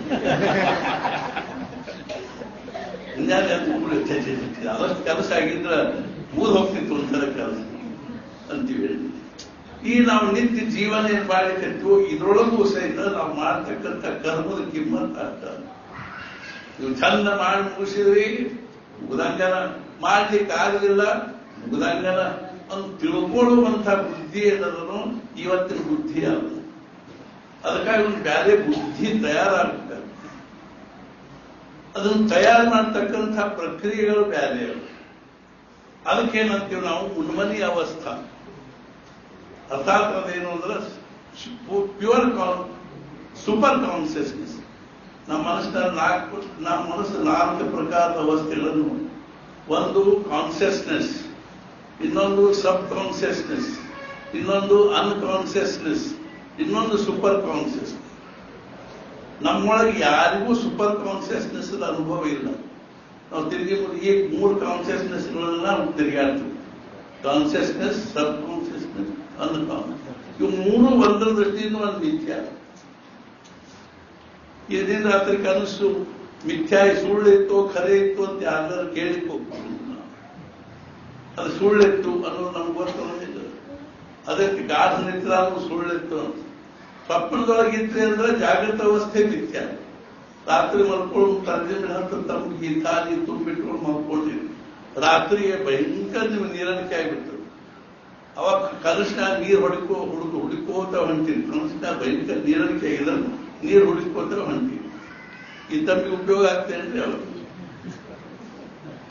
ಜನಕರಾಜ ಒಮ್ಮೆ ಏನಾಗ್ತೋ ನಾವು ಕನಸು ಕನಸು ಭಿಕಾರಿ ಆದ. ಭಿಕಾರಿಯಾಗಿ ಮನೆ ಮನೆ ಭಿಕ್ಷಾ ಬಿಡ್ಕೊತ ಹೋಗ್ತದೆ. 15 ದಿವಸ ಆದ್ರೂ ಎದ್ದು ಒಂದು ತುತ್ತು ಭಿಕ್ಷಾ ಸಿಕ್ಕಿರ್ತೀವಿ. ಅಗದಿ ಇನ್ನೇನು ಜನ್ಮಿಂಡಾಗಿ ಸಾಯ್ಲಿಕ್ಕಾಗಿದ್ದ ಕನಸಿನಾಗ ಮನೆಗೆ ಒಂದು ಆಶ್ರಮದೊಳಗೆ ಏನಾದ್ರು ಒಂದಿಷ್ಟು ಭಿಕ್ಷಾ ಹಾಕ್ಲಿ ಅಂತ ಅದು ನಾವು ಖಿಚಡಿ ಮಾಡಿದ್ರು. ತಳದಾಗ ಹತ್ತಿತ್ತು ಒಂದಿಷ್ಟಿತ್ತು ಅದನ್ನ ಹಾಕಿದ್ರು. ಒಂದು ಕಾಯಿ ಬಂದು ಕೈ ಬಡಿದು ಹತ್ತೊಂದು ಅದೆಲ್ಲ ರಾಡಿಯಾಗಿ ಬಿತ್ತು. ಸತ್ಯ ಸತ್ಯ ಮರಗಯ ಅಂತ ಚೀರ್ಲಿಕ್ಕೆ ಹತ್ತು ಬಾಜುಕ್ ಹೇಳಿ ಮಲ್ಕೊಂಡಿದ್ವಿ. ಗಾಬರಿಯಾಗಿ ಹೇಳ್ರಿ ಹಿಂಗ್ಯಾಕೆ ಹೋದ್ರಿ. ಅವನು ಎಬ್ಸಿಲ್ क्या वो सच है कि ये सच है. ಅದು ಖರೇನೋ ಇದು ಖರೇನೋ ನಮೂನೆ ಇದು ಆಗಿಬಿಡ್ತು. ಅವಾಗ ಗಾಬರಿಯಾಗಿ ವೈದ್ಯನ ಕರೆಸಿ ನಾನು ಹೇಳೋದು ನೋಡಿದ ವೈದ್ಯರಾಜ್ ಓ ಸಚ್ है कि ये सच है. ये ಸೀರಿಯಸ್ ಅದ ಅದು ಕೂಡ ಅಷ್ಟೊತ್ತಿಗೆ ಅವ್ನು ಗುರುಗಳು ಬಂದ್ರೆ ಅಷ್ಟ ಹೋಗ್ತದೆ. महाराज गुरु महाराज वो सच्चे दोनों सच नहीं है. ये भी सच नहीं वो भी सच. इसके दृष्टि से वो सच नहीं उसके दृष्ಟಿ से ಭಿಕ್ಷಾ ಬೇಡ್ಕೋತ ಅಡ್ಡಾಡುವ ಹೊತ್ತಿನಾಗ ಜನಕ ರಾಜ ಇದ್ದೀನಿ ನನಗೆ ಯಾಕೆ ಸಹಾಯ ಭಿಕ್ಷೆ ಬೇಕಂತ ಆ ಒಂದು ಅವಸ್ಥಾನ ಬೇರೆ. ಅವಾಗ ಇನ್ನೊಂದು ವೈಶಿಷ್ಟ್ಯ ಏನು ಅಂದ್ರೆ ಅದನ್ನು ಕನಸಿದ್ದು ನಮ್ಮದ ಒಂದು ಮನಸ್ಸೇನಾಗ್ತದಂದ್ರ ಅದು ದೊಡ್ಡ ವಿಶಾಲ ನಗರ ಆಗ್ತದೆ, 1000 ಮಂದಿ ಆಗ್ತದೆ. ಅದ್ರೊಳಗೆ ನಾವು ಅಡ್ಡಾಡಿದಾಗ ಜ್ಞಾನೇಶ್ವರ ಮಹಾರಾಜ್ ಹೇಳ್ಯಾರ ನಾವು ಮಲ್ಕೊಂಡಿರ್ತೀವಿ, ನಮ್ ಕನಸು ಬಿದ್ದಿರುತ್ತೆ ಏನು ಅಂದ್ರೆ ಒಂದು ಅರಣ್ಯದಾಗ ಅಡ್ಡಾಡ್ಲಿಕ್ಕೆ ನಮ್ಮ ಹಾಸಿಗೆ ಮೇಲೆ ಅರಣ್ಯ ಬಂದಂಗೆ ಆಗ್ಬಿಡ್ತೇವೆ. ನಾವು ಕನಸಿನಾಗ ಅರಣ್ಯದಲ್ಲೇ ಅಡ್ಡಾಡ್ತಿರ್ತೀವಿ. ಆದ್ರೆ ಈ ಪರಿಸ್ಥಿತಿ ಅವನಿಗೆ ಒಂದು ಮನುಷ್ಯನ ಗಿಡ ಆಗ್ತದೆ, ವೃಕ್ಷ ಆಗ್ತದೆ, ಮತ್ತೇನು ಪ್ರಾಣಿ ಆಗ್ತದೆ, ಪಕ್ಷಿ ಆಗ್ತದೆ. ಯಾತ್ರ ಆದ ಕೂಡ ಆ ಮನುಷ್ಯನಿಂದ ಅದೆಲ್ಲ ಹೋಗ್ಬೇಕು. ಹೆಂಗೋ ಹಂಗೆ ಅಂದ್ರೆ ನೀವು ಸೂಪರ್ ಕಾನ್ಸಿಯಸ್ ಅವಸ್ಥಾ ಮನಸ್ಸು ವೈದ್ಯರಿ ಅಂದ್ರೆ ಇವು 3 ಮಿಥ್ಯೆ ಆಗ್ತದೆ. ಯಾರನ್ನೂ ಕೇಳಬೇಕಾಗ್ತದೆ. ಆತನ ಭಗವದ್ಗೀತಾದಲ್ಲಿ ಭಗವಂತನ ಸಮರೋಷ್ಟಾಶ್ಮಕಾಂಚನ, ಯಾರಿಗೆ ಮಣ್ಣಿನ ಹೆಂಡಿ ಕಲ್ಲು ಮತ್ತು ಬಂಗಾರ ಸಮ ಅನ್ನಿಸ್ತದನೋ ಅವನು ಮಾತ್ರ ಇಲ್ಲ ಸೂಪರ್ ಕಾನ್ಸಿಯಸ್ ಅವಸ್ಥಾಕ್ಕೆ ಹೋಗ್ಯಾನ. ನಾವು ಕಾನ್ಸಿಯಸ್ನಲ್ಲಿ ಇದ್ರೂ ಸಹಿತ ನಮಗೆ ಜಗತ್ ಖರೆ ಅನಿಸ್ತು. ಆದ್ರೆ ಈ ಪ್ರಶ್ನೆ ಬಗೆಹರಿಯೋದು ಯಾವ ಯೂನಿವರ್ಸಿಟಿ? ವಿವೇಕಾನಂದ ಅಮೆರಿಕಾದಾಗಿದ್ದಾಗ ಒಬ್ಬ ಹೆಣ್ಮಗಳ ಕೇಳಿ ಅಲ್ಲ ನಿಮ್ಮಂಥ ಮೇಧಾವಿಗಳು, ಪ್ರಜ್ಞಾವಂತರು, ವಿಲಕ್ಷಣ ಬುದ್ಧಿವಂತರು, ಪ್ರತಿಭಾವಂತರು, ಸಂಘಟನೆ ಸಾಮರ್ಥ್ಯ ಇರ್ತಕ್ಕಂಥವ್ರು ಆ ನಿರಕ್ಷರಿಗಳಾಗಿರ್ತಕ್ಕಂಥ ರಾಮಕೃಷ್ಣನ ಯಾರಿಗೊಂದು ಚೆನ್ನಾಗಿ ಸಹಿ ಮಾಡ್ಲಿಕ್ಕೆ ಬರ್ತಿದ್ದಿಲ್ಲೋ ಅಂಥವ್ರನ್ನ ಗುರು ಹೆಂಗ್ ಮಾಡಿದ್ರು. ಅವಾಗ ಅವ್ರ ಮಗುನ ಕೇಳಿ ಖರೆ ಅದು ಅವ್ರಿಗೆ ಏನು ಬರ್ಲಿಕ್ಕೆ ಕೊಡುವ ಓದಿಗೆ ಹೋಗಿ ಖರೆ. ಆದ್ರೆ ಯಾವ ರೀತಿ ಕುಶಲ ಕುಂಬಾರಕಾಯಿ ಒಂದು ಒಂದಿಷ್ಟು ಮಣ್ಣು ಕೊಟ್ರೆ ಅವ ಅದರಿಂದ ಸುಂದರವಾಗಿರ್ತಕ್ಕಂಥ ಪಾತ್ರ ನಿರ್ಮಾಣ ಮಾಡ್ತಾನು. ಹಂಗೆ ನಾವು ರಾಮಕೃಷ್ಣ ಪರಮಹಂಸರ ನಮ್ಮ ಮನಸ್ಸು ಕೊಟ್ರೆ ಆ ಮನಸ್ಸನ್ನು ದಿವ್ಯ ಮನಸ್ಸನ್ನ ಸೂಪರ್ ಮೈಂಡ್ ಮಾಡಿಬಿಡ್ತಾರೆ. Mind to super mind, supra mental. ಅದಕ್ಕೆ ನಾನು ಅವ್ರ ಶರಣ ಹೋದೆ. ಅದೇ ಎಲ್ಲಾ ಕಡೆ ಸಿಗುವವರು ಅಲ್ಲ. ಅವ್ರು ಓದಿರ್ಬಹುದು, ಓದಿರ್ಲಿಕ್ಕೆಲ್ಲ ಸಮಾಜಗಳು ಹುಚ್ಚರಂಗಿರ್ಬಹುದು, ಶಾನ್ಯರಂಗಿರ್ಬಹುದು, ಸುಖಾಮಾಯಿಗಳು ಇಡೀ ಊರೆಲ್ಲ ಅವ್ರಿಗೆ ಹುಚ್ಚು ತೃಪ್ತಿ ಆಗುತ್ತೆ. ಮಹಾರಾಜ ಅವ್ರಿಗೆ ತಮ್ಮನ್ನು ತಾವು ಸಮರ್ಪಣೆ ಮಾಡಿದ್ರು. ಅದಕ್ಕೆ ಧಾರವಾಡ ಪ್ರವಚನದಾಗ ಹೇಳಿದ್ರಿ 2 ಪ್ರಕಾರದ ಸಾಧಕರಿಂದ. ಒಬ್ರು ಶ್ರದ್ಧಾ ಪ್ರಧಾನವಾಗಿದ್ದು ಬುದ್ಧಿ ತದನುಗಾಮಿಯಾಗಿರ್ತಾರೆ. ಅವ್ರಿಗೆ ಬುದ್ಧಿ ಬೇಕಾಗಿಲ್ಲ, ಶ್ರದ್ಧಾ ಹೊಂದಿದ್ರು. ಒಬ್ರು ಬುದ್ಧಿ ಪ್ರಧಾನರಾಗಿದ್ದು ಶ್ರದ್ಧಾ ತದನುಗಾಮಿಯಾಗಿದ್ದು. ಅದರ ವಿಷಯ ಮೇಲೆ ಒಟ್ಟಿನ ಮೇಲೆ ಏನು ಅಂದ್ರೆ ಮನುಷ್ಯ ಜನ್ಮಾಂತರಕ್ಕೆಲ್ಲ ಅಜ್ಞಾನ ದೂರಾಗಿ ಮನುಷ್ಯನ ಜೀವನದಲ್ಲಿ ಅಂತಃಕರಣ ಅನ್ನುವಂಥದ್ದು ಒಂದು ದಿವ್ಯ ಭಾವದಲ್ಲಿ ಅದಕ್ಕೆ ಶಬ್ದಗಳಿಂದ ಹೇಳಲಿಕ್ಕೆ ಶಕ್ತಿಲ್ಲ. ಅದಕ್ಕೆ ಉದಾಹರಣೆ ಹೇಳ್ಯಾರ, ಮೂಕಾಸ್ವಾದ ನವಕ. ಮೂಕನಿಗೆ ಒಂದು ಬೇಸರ ಉಂಡಿ ಕೊಟ್ವಿ, ತಿಂದ ಹೆಂಗ ಅಂತ ಅದು ವರ್ಣನೆ ಮಾಡ್ಲಿಕ್ಕೆ ಹೇಳಿ ಬರಂಗಿಲ್ಲ. ರಾಮಕೃಷ್ಣ ಪರಮಹಂಸರಿಗೆ ಒಂದು ದಿವಸ ಮಾಸ್ಟರ್ ಮಹಾಶಯರು ಕೇಳಿ, ನಿಮ್ಗೆ ಆತ್ಮಜ್ಞಾನ ಆಗೇನೇನು? ಅವರು ರಾಮಕೃಷ್ಣ परमहंसರು क्या वो खाने की चीज है क्या पीने की चीज है? ಅದು ಹೆಂಗೆ ಹೇಳಿನಾರ? ಬೊಮ್ಮವನು ಅರಿತವನು ಸುಮ್ಮನಿಟ್ಟಿರಲಿ, ಅರಿತು ಉಸುರಿದರೆ ಕಳ ಹೋಗಿ ಕೆಮ್ಮೆ ಸತ್ತಂತೆ ಬ್ರಹ್ಮ ಇದ್ದೀನಿ ಅಂದ್ರೆ ತಲೆ ಬರೋಬರಿಲ್ಲ. ಆದ್ರಿಂದ ಹಿಂಗ ನಮ್ಮ ಜೀವನವನ್ನ ಆಂತರಿಕವಾಗಿ ವಿಶಿಷ್ಟ ಪ್ರಕಾರದಲ್ಲಿ ಬುದ್ಧಿ ಅವರೇನು ಬುದ್ಧಿ ಬೆಳೆಸ್ಲಿಕ್ಕೆ ಹೋಗುವುದಿಲ್ಲ, ತಲೆ ಬೆಳೆಸ್ಲಿಕ್ಕೆ ಹೋಗುವುದಿಲ್ಲ, 108 ಯಾವ್ಯಾವುದು ಡಿಗ್ರಿ ಮಾಡಿಕೊಡ್ರಿ ಅನ್ನೋದಿಲ್ಲ. ಅವು ಸೂಕ್ಷ್ಮವಾಗಿ ಒಳ ಮನಸ್ಸನ್ನು ತಯಾರು ಮಾಡ್ತಿರ್ತಾರೆ.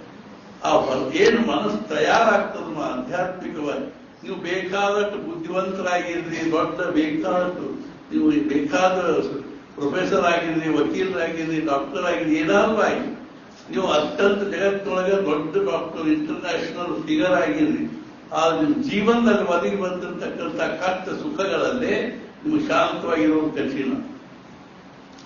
ಬೆಕ್ಕ ಒಂದು ಆಘಾತ ಉಂಟಾದಾಗ ಅದನ್ನು ತಡ್ಕೊಳ್ಳುವಂತಹ ಶಕ್ತಿ ಏನದನೋ ಈ ಬುದ್ಧಿಯಿಂದ ಬರೋದಲ್ಲ. ಅದಕ್ಕೊಂದು ಹೊಸ ಮನಸ್ಸ ತಯಾರು. ಯಾವುದೇ ಪರಿಸ್ಥಿತಿಯಲ್ಲಿ ಶಾಂತವಾಗಿರ್ತಕ್ಕಂಥ ಒಂದು ಮನಸ್ಸು ತಯಾರು ಮಾಡಿ. ಆ ಮನಸ್ಸು ಹೆಂಗಿರ್ತಂದ್ರೆ ಈ ಕೆಳಗೆ ವೇಟ್ ಇರೋ ಗೊಂಬಿ ಬೀಟ್ ಯಾರು ಹೋಗಿದೀವಿ ತಿರುಕೋತ ಬಂದು ಮತ್ತೆ ಹಿಂಗಂದು ಹೆಂಗು ಅದು ಬೇಕಾದ ಪರಿಸ್ಥಿತಿಯಲ್ಲಿ ಅವನು ಚೆಲ್ಲಿದ್ರು ಅವ್ನು ಶಾಂತ ಇರ್ತದೆ. ಅಂಥ ಬುದ್ಧಿ ಮನಸ್ಸು ಅನ್ನುವಂಥದ್ದು ಯಾವ ಯೂನಿವರ್ಸಿಟಿಗಳಲ್ಲಿಯೂ ಕಲಿಸ್ಲಿಕ್ಕೆ ಶಕ್ತಿಲ್ಲ, ಕೊಡ್ಲಿಕ್ಕೆ ಶಕ್ತಿಲ್ಲ. ಜಗತ್ತಿನ ಯಾವುದೇ ಪರಿಸ್ಥಿತಿ ಒಳಗೆ ಆ ಬುದ್ಧಿ ನಮಗೆ ಪ್ರಾಪ್ತ ಆಗಲಿಕ್ಕೆ ಶಕ್ತಿಲ್ಲ. ಅದು ಕೇವಲ ಇಂಥಲ್ಲಿ ಸತ್ಪುರುಷರ ಚರಣಗಳಲ್ಲಿ ಕೂತು ನಾವು ಅದನ್ನು ತಿಳ್ಕೊಳ್ಳಿಕ್ಕೆ ಪ್ರಯತ್ನ ಮಾಡಿದ್ರೆ ಕೇವಲ ಅವರ ಅನುಗ್ರಹದಿಂದ ಗುರು ಕೃಪಾ ಹಿ ಕೇವಲ ಶಿಷ್ಯ ಪರಮ ಮಂಗಲ ವಿತ್ತ ಬಲಂ ಚಿತ್ತ ಬಲಂ ದೇಹ ಬಲಂ ಗೇಹ ಬಲಂ.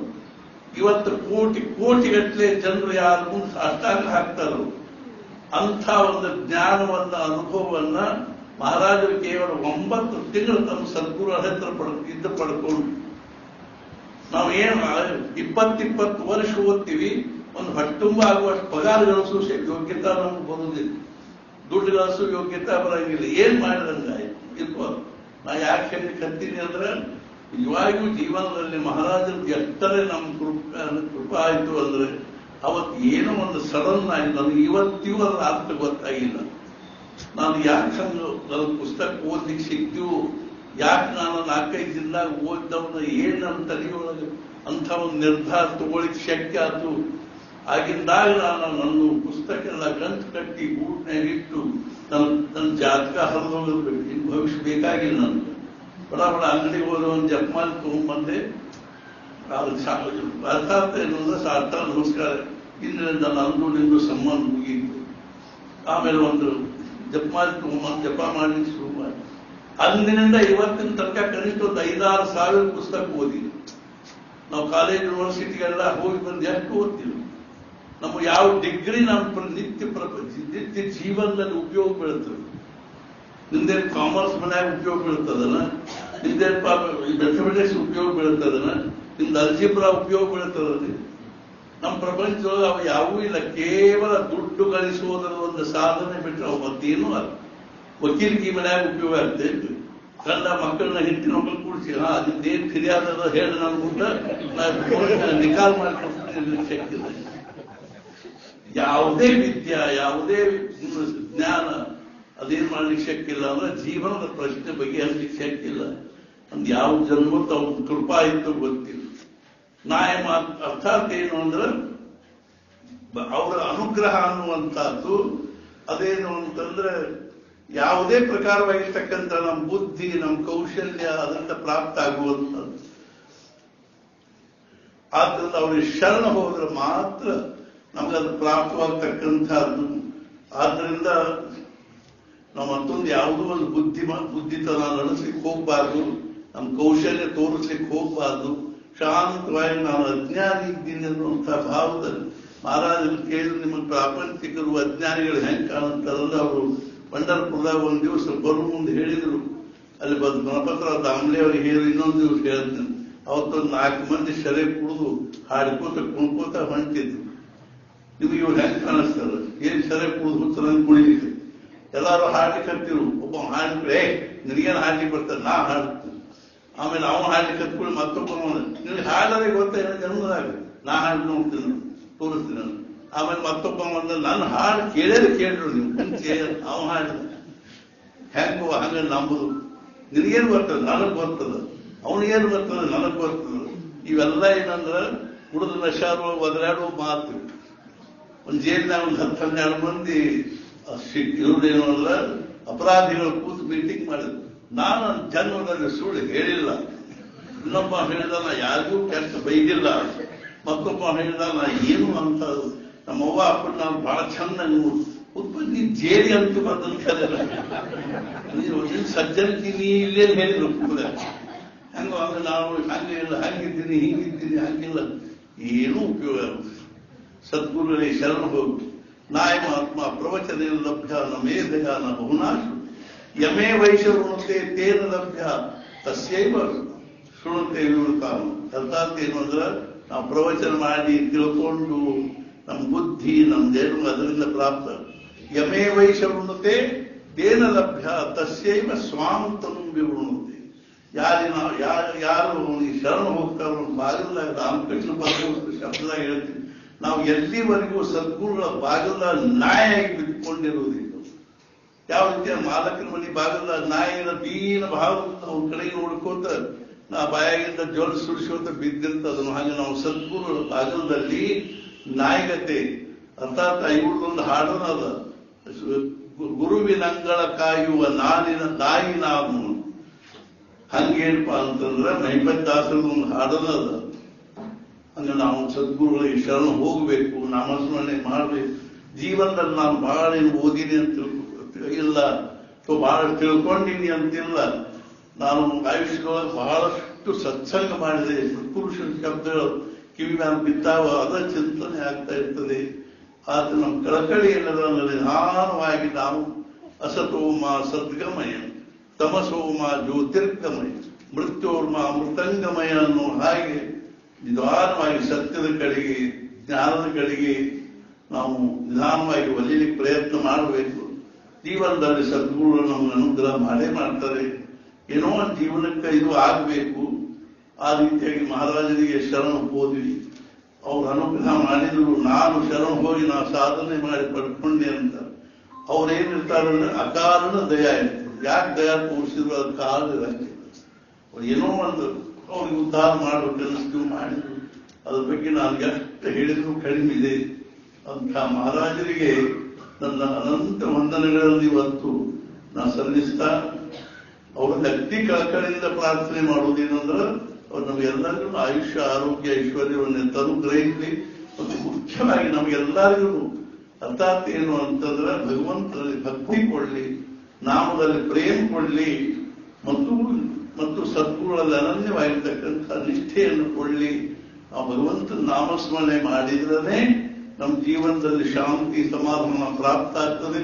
ದುಡ್ಡಿನಿಂದ ಇವತ್ತಷ್ಟು ಜ್ಞಾನೇಶ್ವರ ಒಂದು ಶ್ಲೋಕದ ಅದರದ್ದು ಇದು ಹೇಳ್ತಾ ಇದೆ, ಸುಖ ಸಂಗೇನ ಬದ್ನಾತಿ ಜ್ಞಾನ ಸಂಗೇನ ಚ. ಸುಖ ಮತ್ತು ಜ್ಞಾನ ಅಂದ್ರೆ ಜಗತ್ತಿನ ದೃಶ್ಯ ಜ್ಞಾನ ನಮ್ಮನ್ನು ಕಟ್ಟಿ ಹಾಕಿಬಿಡ್ತದೆ. ಇಲ್ರಿ ನಮ್ಗೆ ಬರ್ಲಿಕ್ಕೆ ಆಗುದಿಲ್ರಿ, ನಮ್ಮ ಮನ್ಯಾಗ ಕೆಲಸ ಬಹಳ ಬಹಳ ಮಂದಿಗೆ ನಾವು ಕೊಡ್ತಗೊಳ್ಳೋದ ಅದನ್ನೆಲ್ಲ ಮುಗಿಸ್ಬೇಕಾಯ್ತು.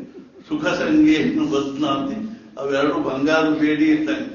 ಅವ್ನು ಬರೀ ರತ್ನ ಖಚಿತ ಬೇಡಿಗೆ ನೋಡ್ಕೋತ ಕೂಡುದು ಅಷ್ಟ.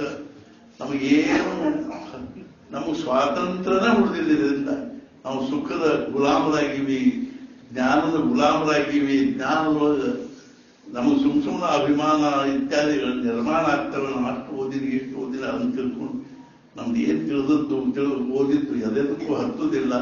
ಜೀವನದ ಪ್ರಶ್ನೆ ಅದರೊಳಗಿಂದ ಬಗೆಹರಿಯಂಗಿಲ್ಲ. ಆದ್ರೆ ನಾವು ಸದ್ಗುರುಗಳಿಗೆ ಶರಣ ಹೋಗಿ ಜೀವನವನ್ನು ಶಾಂತ ಮಾಡಿಕೊಂಡು ಸಮಾಧಾನ ಮಾಡಿಕೊಂಡು ನಿನ್ನೆ ಒಂದು ಪ್ಲೇಟೋನ್ ಒಂದು ವಾಕ್ಯ ಓದಿದೆ. What is meant by philosophy? Philosophy means meditation of death ಅಂತ. Meditation of death. ನೀವು 24 ತಾಸು ಮೃತ್ಯು ಹೆಂಗ ನನ್ನ ಉತ್ತಮವಾಗಿ ಆದೀತು ಅನ್ನೋದನ್ನು ವಿಚಾರ ಮಾಡೋದನ್ನೇ ಫಿಲಾಸಫಿ ಅಂತ. ನಮಗೆ ಲಕ್ಷ್ಯ ಇಲ್ಲ ಅರ್ಥ. ಮುಂದೆ ಏನಾದಿತ್ತು ವಾರ್ಧಕ್ಯ ಮತ್ತು ಮುಂದಿನ ಹೆಂಗಾದಿತ್ತು ಅನ್ನೋ ಕಡೆ ಲಕ್ಷ್ಯ ಇಲ್ಲ. ನಾವು ಇಷ್ಟು ಇದರೊಳಗೆ ಮುಳುಗಿ ಹೋಗ್ಬಿಟ್ಟಿಲ್ಲ. ನಮ್ಮ ನಶ, ಪ್ರಪಂಚದ ನಶ ನಮ್ಮ ತಲೆಯೊಳಗೆ ಏರಿಬಿಟ್ಟது. ಆದ್ರೆ ನಶ ಎಲ್ಲ ಇಳಿದು ಹೋಗ್ತದೆ. ಕೈಕಾಲಗಳು ಶಿಥಿಲಾಗಿ ಏನೇನೋ ವಿಕಾರಗಳಾಗಿ ಕಲಂಕಾಟ್ ಮೇಲೆ ಬಿದ್ದುಕೊಂಡಿವೆ ಅಂದ್ರೆ ಯಾವತ್ತು ಬಿತ್ತು ಉಪಾರ್ಜನ ಸಕ್ತಃ ತಾವನ್ ನಿಜ ಪರಿವಾರ ದುಡ್ಡು ಗಳಿಸಿ ತನ್ನ ಮನ್ಯಾಗ ಹಾಕಿದ ಕೂಡಲೇ ಹೆಂಡತಿ ಮಕ್ಕಳು ಅಪ್ಪ ಹಂಗ ಹಿಂಗ ಎಲ್ಲ ಚಂದ, ಕಾಫಿ ಕುಡಿದಿ ಚಹಾ ಕುಡಿ ಅಂತ. ಪಶ್ಚಾತ್ ಜೀವತಿ ಜರ್ಜರ ದೇಹಿ, ದೇಹ ಜರ್ಜರಿತಾಗ್ಯದ, ದುಡ್ಡು ಕೈಯಾಗ 10 ಪೈಸೆ ಬರುವ ಪರಿಸ್ಥಿತಿ ಇಲ್ಲ. ವಾರ್ತಾಂ ಪೃಚ್ಛತಿ, ಹೊಳ್ಳಿ ನೋಡಿದ್ರು ಅವ್ರು ನಿಮ್ ಕೋಲಿ ಕರಿ ಯಾರು ಒಂದು ಕಪ್ ಕಾಫಿ ಮಾಡಿ ಈಗ ಮಗ ಬಂದ ಅಂತ ನಾವು ನೌಕರಿಯಿಂದ ಪಾಪ ಸಂತರ್ಕ ಕೆಲಸ ಮಾಡಿ ಬಂದ, ನೀವೇನು ಇಲ್ಲೇ ಬಿತ್ಕೊಂಡಿರ್ತೀರಿ, ಆಮೇಲೆ ಮಾಡಿಕೊಡ್ತೀನಿ ಅವಕಾಶ ಅಂತ. ಇಷ್ಟು ನಮ್ಮ ಪರಮಾವಸ್ಥೆ ಆಗಬಾರ್ದು. ನಾವು ಶಾಂತವಾಗಿ ಇರ್ಬೇಕು. ಮಾಡಿಕೊಟ್ರೆ ಕೊಡು, ಬಿಟ್ರೆ ಬಿಡು. ನನ್ನ ಮಾತ್ರ ಆರಾಮ್ ಇದ್ದೀನಿ ನಾನು ಅನ್ನುವಂಥ ಅವಸ್ಥೆ ಬಂದ್ರೆ ಸಾಕು. ನಮ್ದು ಮನುಷ್ಯ ಜನ್ಮ ಸಾರ್ಥಕ ಆಗ್ತದೆ. ಸದ್ಗುರು ಎಲ್ಲರನ್ನೂ ಹಂಗಿಸ್ಕೊಂಡು ಒಂದು ಅನುಗ್ರಹ ಮಾಡಲಿ ಅಂತ ತಿಳ್ಕೊಂಡು ಕೇಳ್ಕೊಂಡು, ನಾನು ಇವತ್ತು ನೀವು ಇಷ್ಟೆಲ್ಲ ಜನರು ಇಷ್ಟು ಕಳಕಳಿಯಿಂದ ಬಂದರೆ ಅದಕ್ಕಿಂತ ಮುಖ್ಯವಾಗಿ ಹತ್ತು ಹೊಡೆದ್ರು ನೀವೆಲ್ಲರೂ ಶಾಂತವಾಗಿ ಕುತ್ಕೊಂಡು ಕೇಳಿಕತ್ತೀರಿ. ಹೋಗುವ ವಿಷಯದಲ್ಲಿ ಯಾರು ಏನು ಚಿಂತೆ ಮಾಡಬಾರ್ದು. ನಾವು ಬೇಕಾದ್ರೆ ಗಾಡಿ ಬಿಟ್ಬಿಟ್ಟು ಕಳಿಸ್ತೀವಂತೆ. ಆದ್ರಿಂದ ಇದೇನು ನನ್ನ ಬಹಳ ದೊಡ್ಡ ಇದು ಅಲ್ಲ. ಆದ ನನ್ನ ಜೀವನದಲ್ಲಿ ಇದೊಂದು ಬಹಳ ದೊಡ್ಡದಾಗಿರ್ತಕ್ಕಂಥ ಒಂದು ನನ್ನ ಜೀವನದ ಒಂದು ಅವಸ್ಥಾ ಅನ್ನುವಂಥ ಭಾವದಿಂದ ನನಗೆ ಅದ್ರ ಬಗ್ಗೆ ಸಮಾಧಾನ ಆಗಿದೆ. ಲೌಕಿಕ ದೃಷ್ಟಿಯಿಂದ ನಾ ಏನೇನೂ ಇಲ್ಲ. ಇವತ್ತಿನವರೆಗೆ 10 ಪೈಸೆ ಗಳಿಸಿಲ್ಲ. ನಾ ಈ ದೇಹವನ್ನು ತುಳಿಸಿ ಒಂದು 5 ರೂಪಾಯಿ ಗಳಿಸಿಲ್ಲ. ಆದ್ರೆ ಸದ್ಗುರುಗಳಿಗಾಗಿ ನಾ ಏನ್ ಬೇಕಾದ್ದು ಮಾಡ್ಲಿಕ್ಕೆ ತಯಾರಿದ್ದೆ. ನಾನು ಅದ್ರ ಬಗ್ಗೆ ಸಂಕೋಚ ಇಲ್ಲ, ನಾಚಿಕಿಲ್ಲ, ಅಭಿಮಾನ ಇಲ್ಲ. ಅದು ಒಂದೇ ನನ್ನ ಸಮಾಧಾನದ ವಿಷಯ.